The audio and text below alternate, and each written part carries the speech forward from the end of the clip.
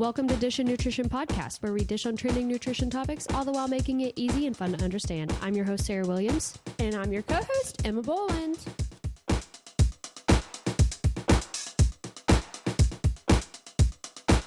I feel like I just need to make this an intro to all my episodes because I'm not on time anymore. And so if it's a weekly podcast, that's great. That means I have my crap all together. But if not, I'm just happy that I was able to pull one together. It's quality over quantity. Thank you so much. I appreciate that. Yeah. Again, my family had the flu. What happened the week before that?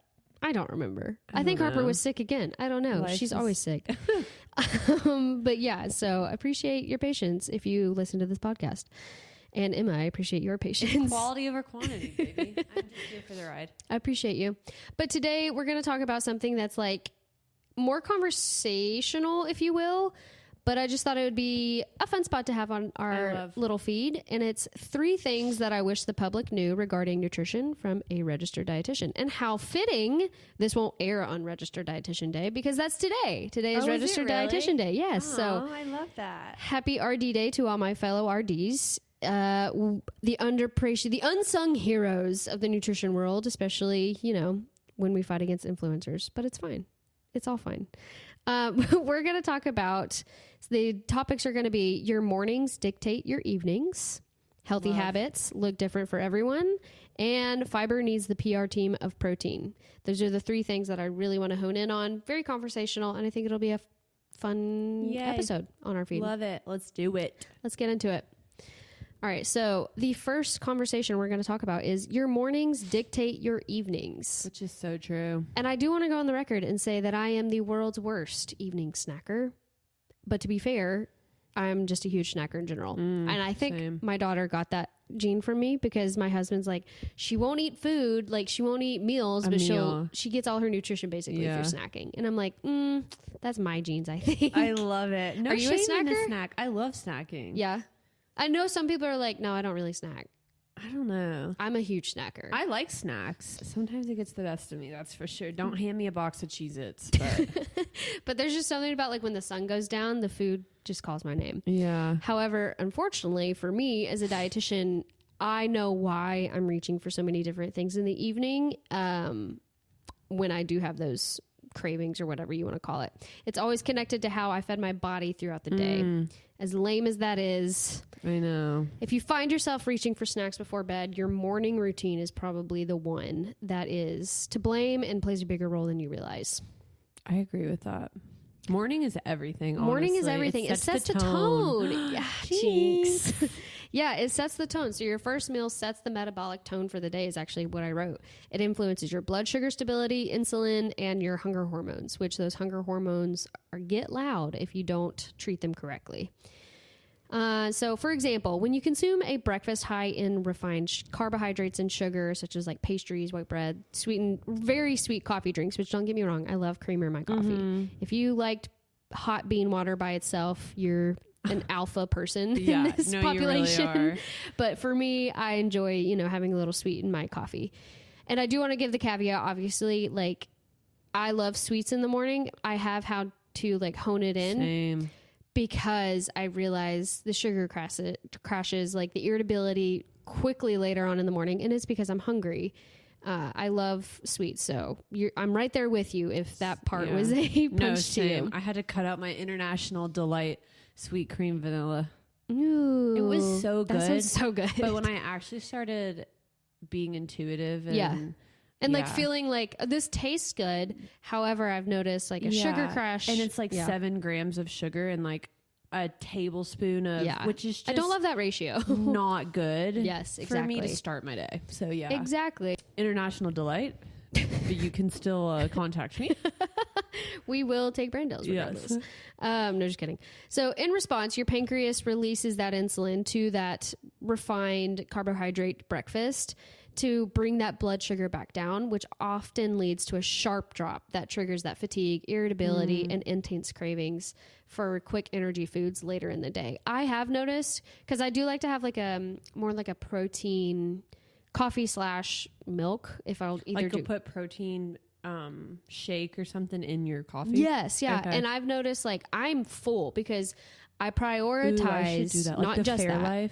Yeah, Fairlife Core Power. I love that. Ooh, I should use that as creamer. Yeah, actually, I love it personally. Ooh, that's smart. And it fills me up until lunchtime. And if I don't, I notice like I start looking at the clock like, is it time for lunch yet? Is it time for lunch yet? And it's like 10:30. Mm-hmm. I have noticed that. And I'm not just saying just protein coffee. I do also put protein like in what I eat and everything. But I have noticed when I'm really honing in on that protein content to get more satiated, as well as fiber, which we will talk on, you just feel better. Yeah. I feel like you just feel better because I'm not having that sharp dip in blood sugar.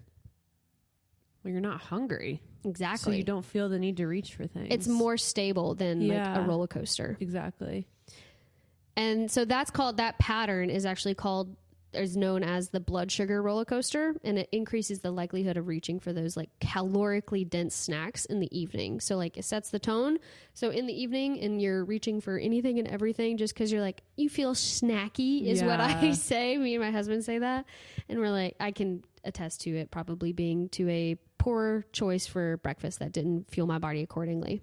And side note, I just feel like your evening or your morning sets the tone for your evening. And like if you're sleeping outside of food too. Yeah. Like if you're sleeping in, you're probably going to get up and feel more lethargic. Sluggish. And not saying that sleeping in is bad. I'm just saying like having a routine. Yes. If you're sleeping in every day, I find myself like not productive. Yes, exactly. And just kind of, Then I don't cook a good meal for dinner because, it like all trickles down. So. Exactly. So your mornings definitely dictate that. I have a couple of research things that I want to chat. Research suggests that individuals who consume a high protein breakfast, which high protein is like 20 to 30 grams of protein per meal-ish, they experience reduced ghrelin levels, which is that hunger hormone, and increased satiety compared to those who eat a low protein breakfast or skip the meal altogether, which I know that's another thing. Yeah. Some people are not breakfast people. Yeah, I can kind of attest to that. I just like, I get it. But skipping breakfast or consuming like an inadequate meal can disrupt that delicate balance of those key appetite regulating hormones. So ghrelin, leptin, and cortisol. I don't know. I have a hard time because I definitely want people to listen to their body. And there's some people that just absolutely are like completely nauseated by the thought of food in the morning. And I do get that. However, whatever meal that you choose to break that fast, break fast, that is the meal that I'm talking about. I don't love people who go all the way until dinner, go all the way even to like lunch to not eat. It's not my favorite. But just having something quick and high protein is going to much better regulate those appetite regulating hormones than just skipping it altogether. I do understand though. Like I hate Greek yogurt. Like that's so fair. The texture and eggs. Oh, I can do really understand savory. Like the breakfast. Unless I'm a Cracker Barrel, I can do savory. That's so true. But I am like a sweet person in the morning, and I get that. So like finding that, do you like sweet? Do you like savory? Do you like the different flavors? So finding what works for you is going to be what's best. But whatever you break that fast with, make sure it's something that has satiety attached to it. Also, your body's natural circadian rhythms play a role in how your morning meals influence nighttime cravings. So studies indicate that consuming a nutrient-dense breakfast aligns with your body's natural metabolic clock. So optimizing energy use and reducing the likelihood of late night snacking. On the other side, delaying or skipping breakfast can shift caloric intake towards the evening, increasing the chances of consuming excess calories before bed when metabolism, people argue, is slower, which I don't love that already. Like, I don't love that because your body doesn't really know what time it is. If it's 7 or 8, like you're not going to gain weight because it's 8:01 versus 7. That's so true. I think it's how you fueled your body overall throughout the day. Yeah. So I didn't love that, but I did want to quote it exactly. And so, long story short, if nighttime snacking is a consistent issue that you find yourself doing, the solution may start at the breakfast table or wherever you eat your breakfast. Yeah, I don't eat mine at the breakfast table. Either. I also think that plays a role. I mean, I've gotten into a really bad habit, and I'm going to call myself out, into starting my day eating the breakfast while watching a show. Yeah. Like that's mine and my daughter's like little routine. And I look forward to it. However, I'm like, I don't know. I'm reflecting on it and I'm like, it's not conscious. Like we're not consciously doing this act. We're mindlessly eating, if you want to argue. Yes, that's what I tell Turner, my husband. Every single time we watch a movie, he's like, I need to get a snack. I'm like, why? Yeah. Like, you're just are you actually You're hungry? Pavloving yourself. Yeah. Like, you see the TV and your body, like, your masseter muscle is like, I need to move on something. Mindlessly. Yeah. That's a good point. Yeah, so I've been reflecting on that, and I really should break it. But she loves waking up with Paw Patrol. I get it. So I hate when science is actually like... No, literally. It's right? like, okay.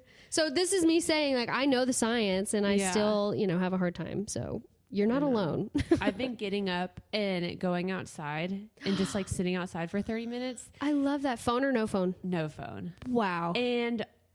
like I said, unfortunately it works. Unfortunately, I do feel better and I feel like peace before like starting my day. I don't know. I used to jump on my phone and I realized the change is. No, I love that. I have a really bad habit on immediately reaching for my phone. That's why I want to get that one of those alarm clocks that like slowly wake you up like through the light.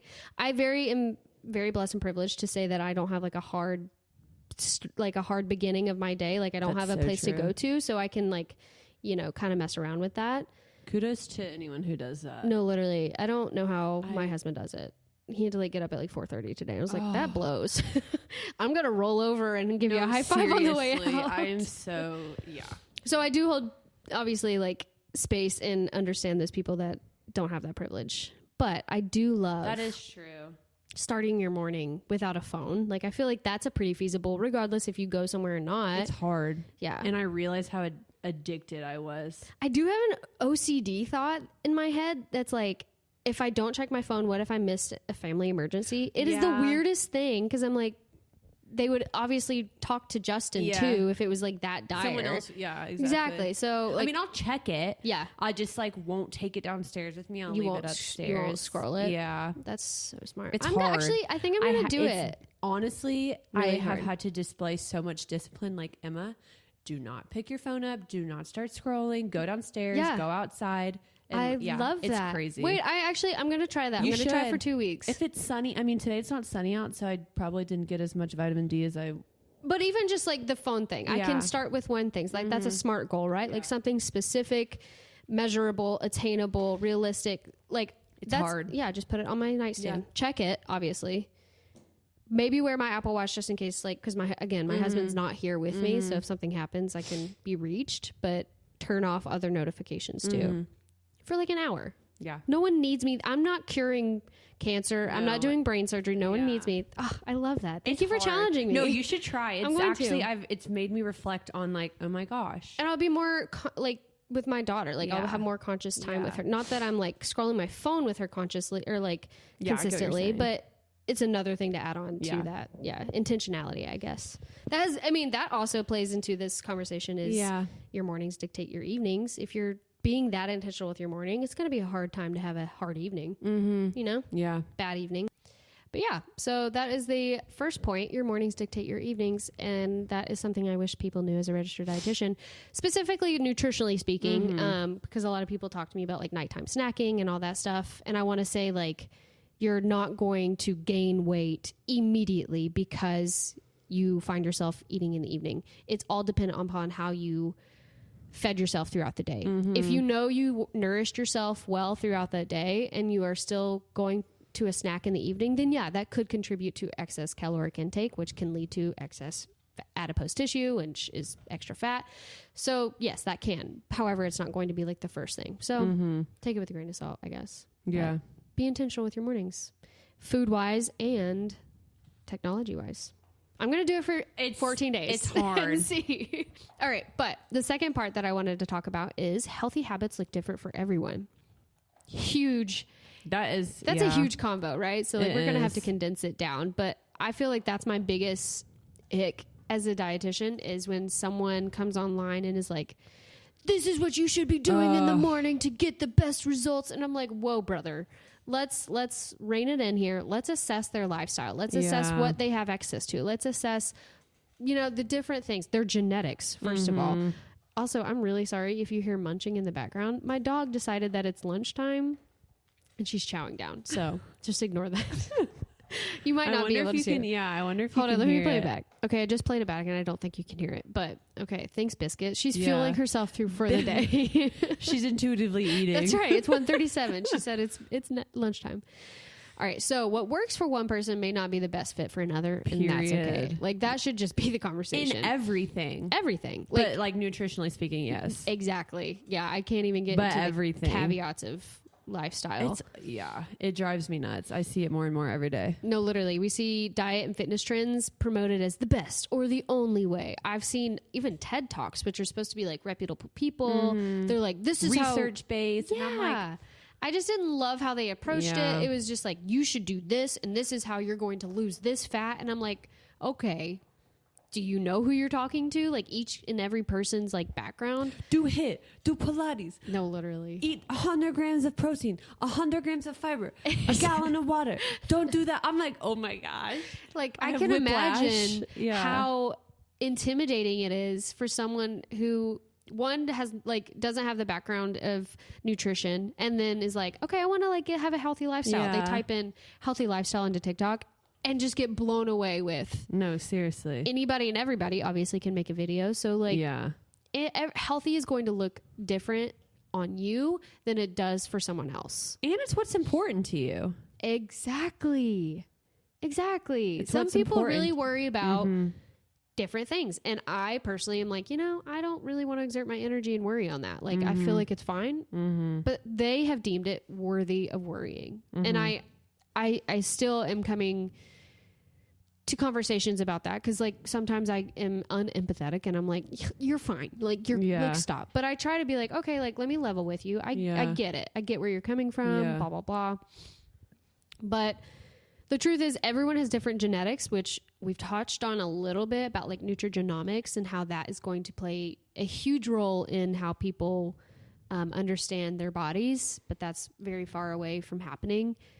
Lifestyle preferences and even nutritional needs. Like my healthy habits here in Texas as a military spouse and toddler mom are going to look so astronomically different than someone who lives in the heart of Manhattan, is single, lives in a 1-bedroom like apartment. Like they're going to look astronomically different. And I think it's not fair to put them in the same boat, like 100% versus someone who is a teacher and is in a classroom setting all day versus someone who is a nurse and has to work a 12-hour shift, like at nighttime, 3 to 4. Yeah. Like it's so different. Yeah. We can give recommendations as healthcare providers, obviously like fiber protein needs, all the water intake needs and all those things. We can give recommendations, but how people apply those to their lives, that's what's going to look different. Yeah, like tailoring it to your... Exactly. Yes.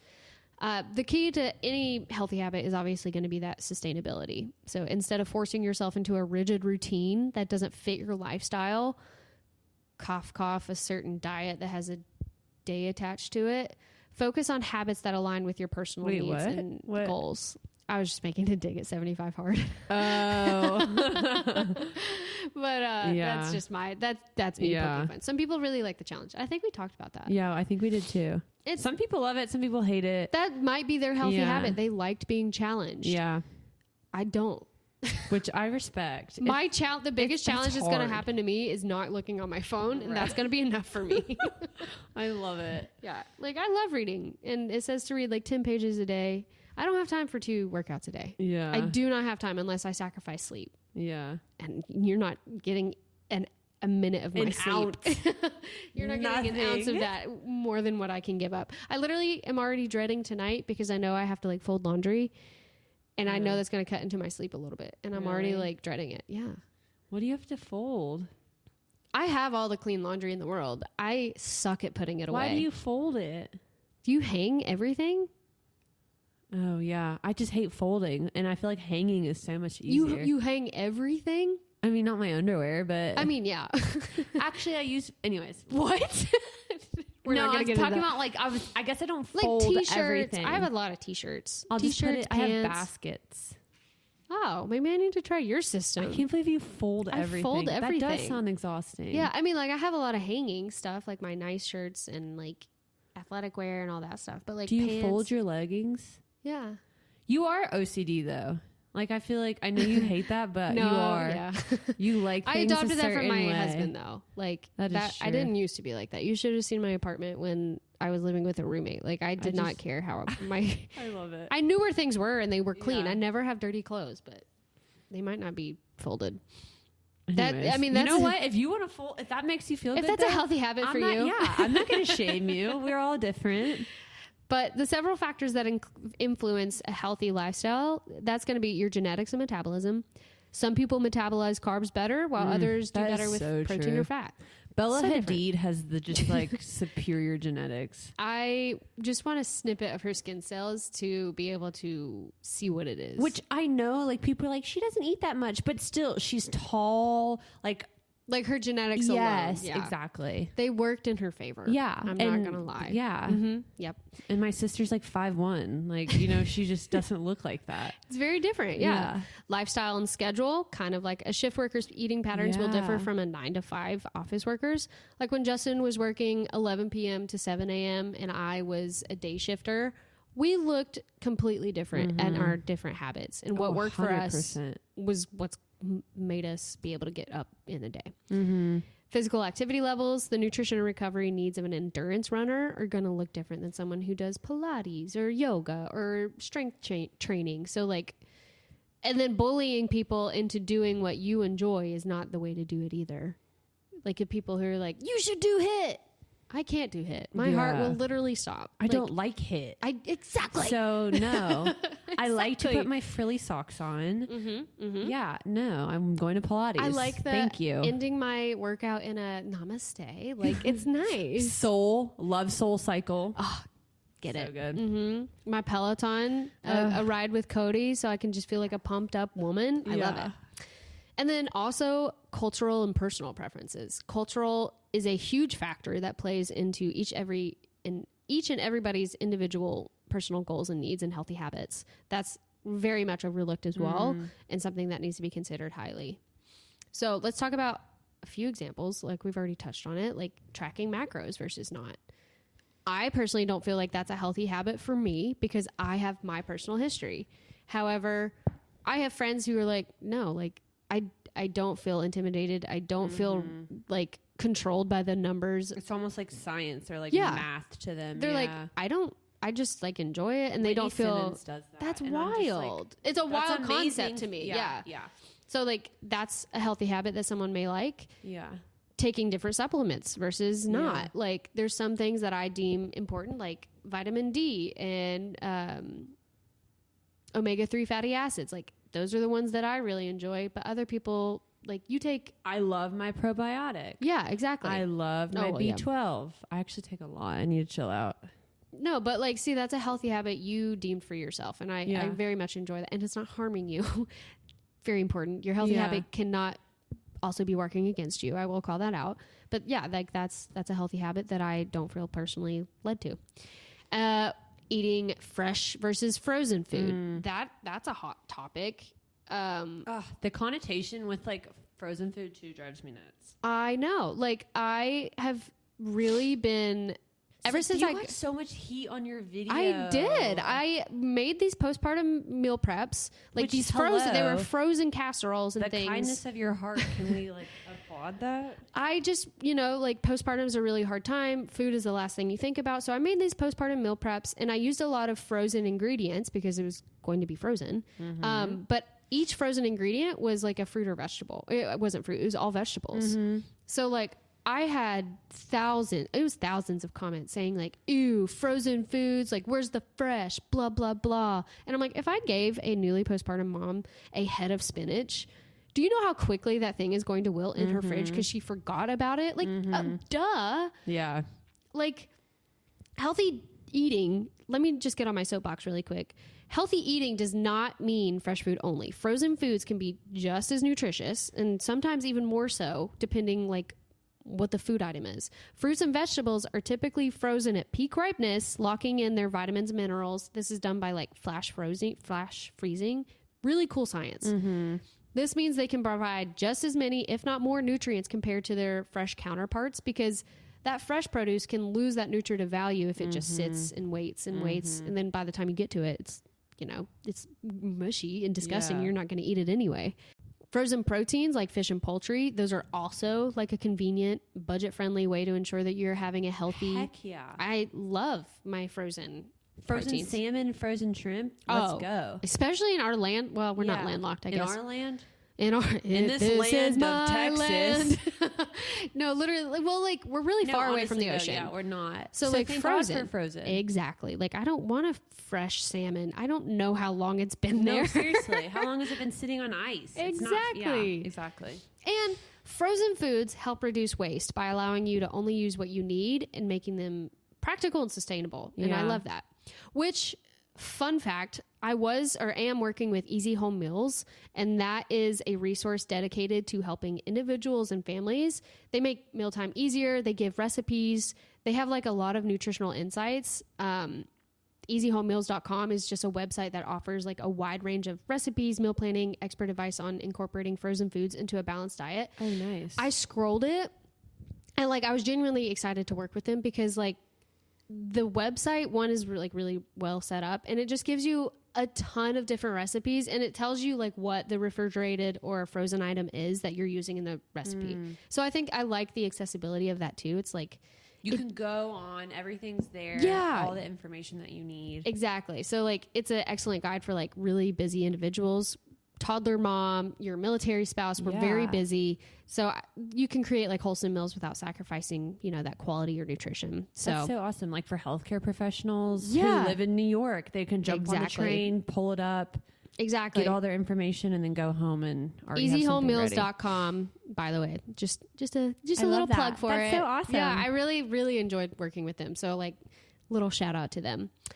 But anyway, off my soapbox about frozen foods. Sorry. I have the last question in this one section is, what does healthy look like to you?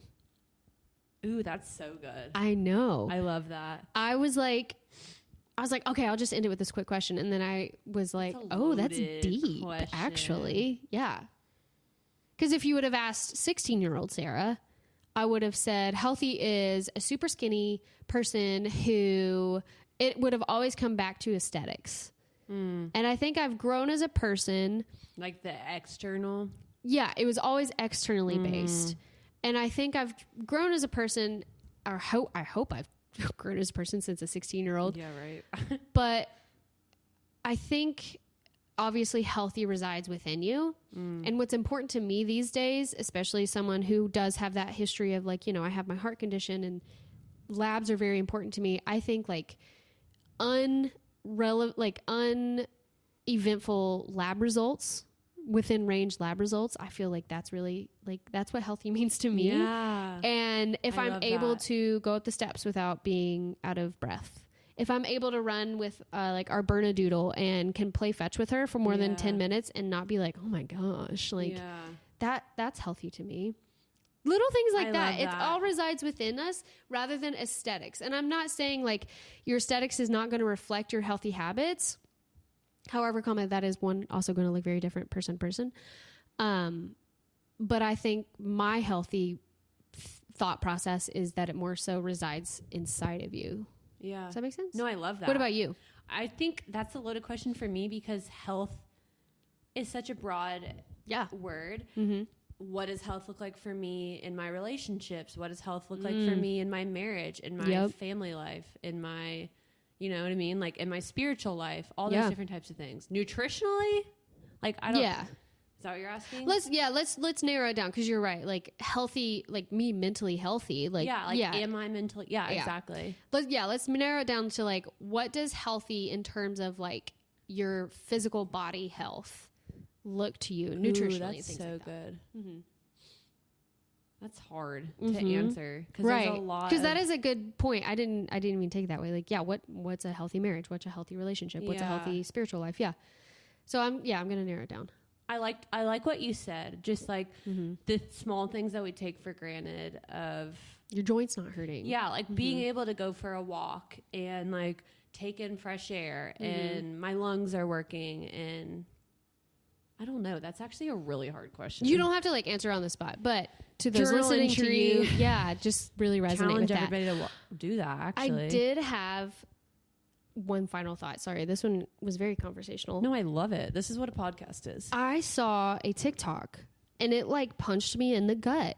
And it was like, I woke up, I cannot remember how it started. It was like basically alluding to this person was 80 years old and just happened to wake up in their however old you are body. Oh, I love and it was TikToks like that. I got up out of bed. A lot of likes. Yes. I think I saw that one too. Yeah. It was like, I got out of bed without my joints creaking. I was able to make breakfast for my toddler. Yeah. I just was like, oh my gosh, I'm taking every single day for granted. Yeah. And then when I'm 80, I'm going to be like yearning for these days. Yeah. Oh man.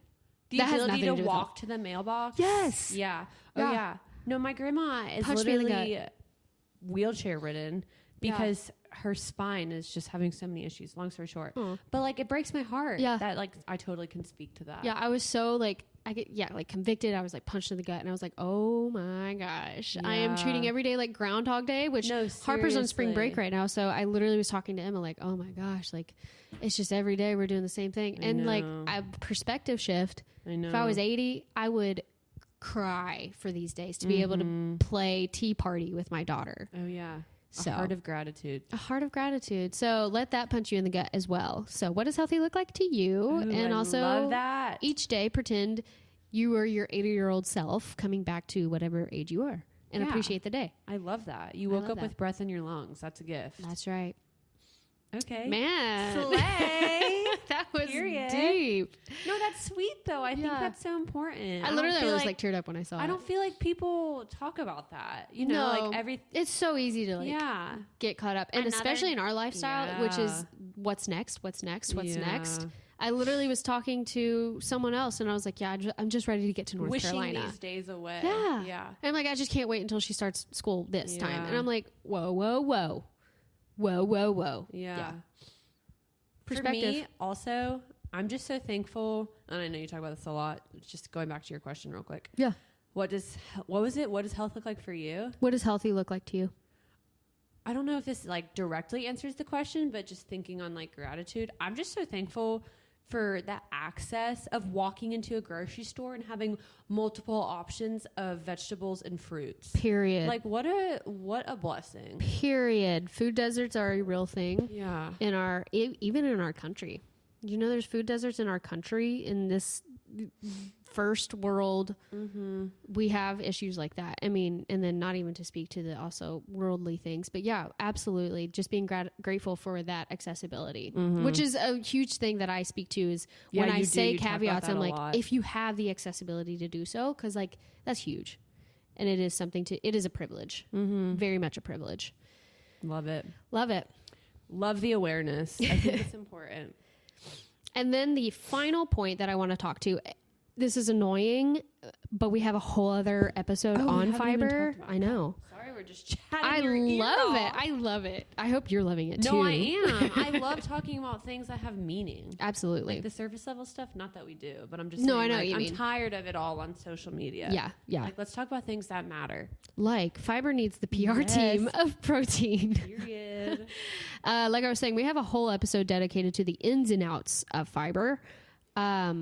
But I just needed to say it as a registered dietitian. This is something that I wish the public knew was fiber is just as important as protein. Let's just get into it. So protein gets all the hype. It's the golden child of fitness, weight loss, muscle building. I even talked about it. I'm even a victim of promoting protein. Like when I was talking about our morning routines, I was like, well, if you have a protein rich, which it's very important, not saying it's not, but it's over here doing some of the things of the most important work for our body, and it barely gets a mention, and that is fiber. Poor old fiber. She's just in the back, just doing all the work, and she's not getting any of the recognition. She's the forgotten child. I know. I feel like she's getting a little bit more. Yeah. Than it was a few years ago. I agree with that, actually. I knew nothing about fiber outside of like dietetic school. Like it didn't occur to me. I focused more on protein because like that's what everybody talked about. Because like that's what at that point like the bodybuilders were like promoting on social media. So I'm like, oh, okay, so protein obviously is this thing. Man, I just think it's easier to promote protein. It is. So, which it is because fiber products, things that have fiber in them, they're more an acquired taste. I'm not going to sit here and say I love bran flakes. Like over like a steak. Yeah, exactly. Yeah. Like I'm very much more like aware of certain things. So I'm going to just give fiber a quick PR campaign that it deserves, you know? So just a memory recap. Fiber for 2025. Fiber is a type of carbohydrate that your body can't fully digest. I know it sounds weird, but that's actually what makes it so awesome. So remember, there's 2 types of fiber. There's soluble and insoluble. Soluble is the one that dissolves in water and helps lower your cholesterol and stabilize your blood sugar. We love that for like satiety purposes. And then obviously... That's your word this episode. Satiety? Oh, shoot. I did find a word, didn't I? Sorry. No, it's good. I do, now that I'm reflecting, I do have said that. Insoluble fiber. This adds bulk to your stool and keeps your digestion moving slowly. Not a sexy topic, but very important for your gut health. Unlike protein, which gets all the credit for building muscles and keeping you full, fiber plays a key role in gut health, heart health, and even weight management, which like I would argue those are more important because like I do understand, but building muscles is fun, and people who are in that world and bodybuilding or even just like 3 to 5 days a week working out, that is important. But gut health, heart health, and weight management applies to every single person in the entire world, you know? So, but most people aren't getting enough of it. Again, memory recap, the average adult needs about 25 to 38 grams of fiber per day. Oof, that's a lot if you think about it. It is. And but not in a bad way. No, I know what you mean. But most people are only getting half. They're getting maybe half. I did say, shout out to Steph Grasso, dietitian. Going to put a plug in for her. She made a Instagram reel. Did you see where Is it the walking one? I love it. And it's like from 7 to 11. Yeah, you break your day up. I love it. Made it so much more attainable. My brain, I actually commented on that video and it like clicked in my brain. Yeah. And I was like, oh my God, I love that. Because like when someone says, okay, have this much water, and you're like, oh, that's a big number. But if you break it down into, I think she did four sections of the day, way more attainable. Yeah. She's a genius. Good job, Steph. Like very much commend you on that because I highly recommend you check that out because if you break your protein or your fiber, see how I even did it subconsciously just then, your fiber amount down throughout the day, it's a lot less scary. 35 grams of fiber is really hard when you think about it. Yeah. Because it's not in a lot of things that like are naturally what we really reach for. Yeah. And of course supplements have it now, but also we want to get it from those whole foods as well. I don't want to get just 20 grams. There's a product, sorry, side note, and it's like a bagel and it has 20 grams of fiber in it. Oh my word. I would be on the toilet immediately. It has 2 bagels? No, literally. Why is Sarah hospitalized? She just had that bagel. She had that one bagel. So yeah, like, and it's not one of those things that you can just like throw yourself into. If you're only getting half and then go straight to the full serving of what you really need, you're gonna have to do it slow. Yeah, your belly's not gonna love you. Maybe sleep in your own bed if you're married. Wait, I have a question also in pertaining to fiber. I think I saw this somewhere that so many people miss the point of fiber that that doctors have seen an increase in colon cancer. 1000%. It is contributing to colon cancer uprise. About that. Yeah, that's why like I am on this PR campaign and why I had that episode. Like it doesn't have any recognition right now, and it is insane and it's wild because protein deficiency, yes, that like muscle atrophy like is not fantastic. However, colon cancer, if you don't eat enough fiber, wild. So scary. It's very scary. So like think how important exactly something is, and we're just ignoring past it. Yeah, exactly. I have a few swaps that can. I mean, it's not going to get you to your full. I love swaps. Please give me all the swaps. I will get you some swaps. I actually got these from my Foodfluence conference from Pulses. Do you know what pulses are? Pulses. Mm-hmm. Is that a food? Yeah. Oh. Yeah. So that's the umbrella term for like chickpeas, lentils, dry peas, and beans. Good for you. I love peas and I love chickpeas. I don't worry about you getting fiber because you eat peas by the bowlful. Frozen peas. There you go, guys. I always eat my frozen peas. I love that. A little bit of butter, a little bit of salt. I'm on the toilet. Just kidding. Nope, her belly is having gut health. Yes. But the swaps are, so instead of mayonnaise, replace it with hummus. Oh. Right? Interesting concept. I know. I need to You'll have to try a it. Taste test. Yes, definitely. And then they're not going to be like perfect swaps, but like, yeah. Well, hummus you don't have to do it every time, but like every now and then, that's going to boost your fiber intake. Yeah. You can replace half or all oil or butter with pureed pulses in baked goods. Yeah. I do that. I have made like black bean brownies. I've seen that. Sweet potato. Yep. Which I don't think that. They're not pulses, fiber. But you can also do sweet potato as well. And those are high in fiber as well. Bonza chickpea pasta. Yeah. Love Bonza. Mm-hmm. You can give us PR packages any day. No, seriously, I love Bonza. I love Bonza. Chickpea. So that's like a good source of fiber too. Again, if you buy it and you're like, this tastes way too different, integrate it slowly. Make half and half. Just do a lot of spaghetti sauce, guys. That too. Just kidding. Exactly. But like the taste, like I will say the texture, it takes you by surprise if you're not expecting it. If someone was like, hey, here's a casserole and they made it with chickpea pasta, I would have been like, this is not something's lasagna. different. Yeah. So like, so if you integrate it half and half, like half normal, half, just slowly. I love that. Replace all-purpose flour with pureed black beans and brownies, like I just said. I love black beans. And then replacing half of your, replace half the meat of like taco meat with lentils. Ooh. Yeah. So like a lot of vegan recipes will use lentils as like their beef, quote unquote. And if you do half, it's not going to like take you as much by surprise, and it upticks that fiber intake. I really like that. I actually want to try it. Lentils with ground beef. Mm-hmm. Just to kind of, and then to like do taco seasoning and just see like if we can, because my husband has a nose for different things. So I'm like, I want to try it and see if he notices it. I love that. Can we do a black bean? Can you do a black bean thing? I love black beans. Yeah. I can do pureed black beans. I know. I don't like beans. Oh, I forgot about that. I know. I'm a bad dietitian.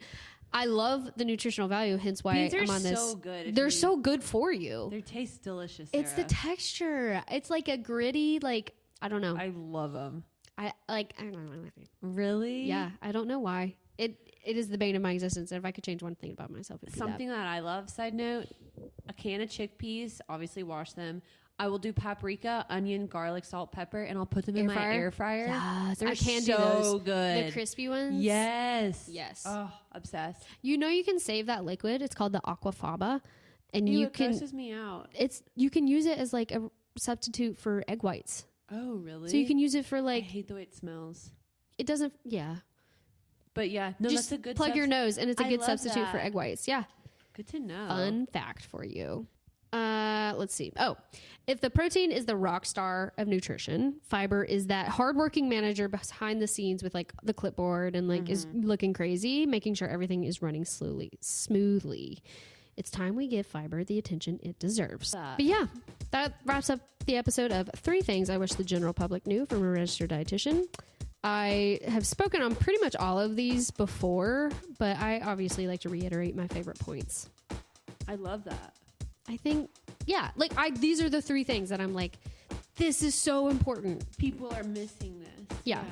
Because I feel like those are the most repeated messages that I get is why, like, alleviating like snack time and then feeling guilty for a healthy habit they think is best for them, but seeing something different on the internet. And then obviously I just love fiber. So take everything with a grain of salt, y'all. Social media has its pros, but it has its cons. Oh, double-edged sword, 1,000%. So if you found this episode helpful, please rate and subscribe this podcast and send it to a friend. 1 rate goes a long way. And if you have a topic you want us to talk about, you can go to our Instagram, Dish and Nutrition Podcast, click the highlight, put it in the box, and we'll look at it going forward. I love it. That was so good. Yay. I'm glad you enjoyed it. Thanks for being here, and thanks for being patient with me. I'm not even going to promise weekly episodes at this point. Just hang out with us when we're here. Yeah. Thanks for hanging out. I like that. Thanks for hanging out. Yeah.